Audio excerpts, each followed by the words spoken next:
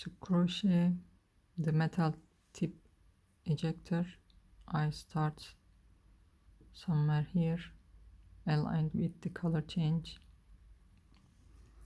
So I find it like this, maybe here is okay. Let's start from here. Insert your hook.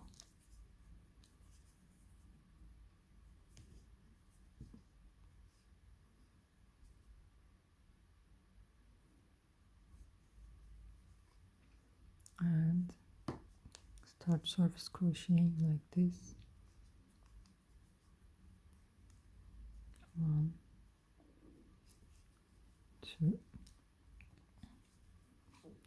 3.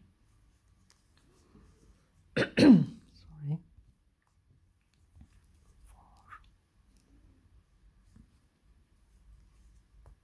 5,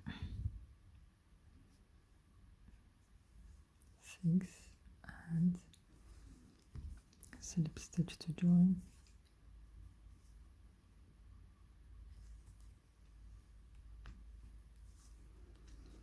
And then 1 round single crochet. Let's do it. 1,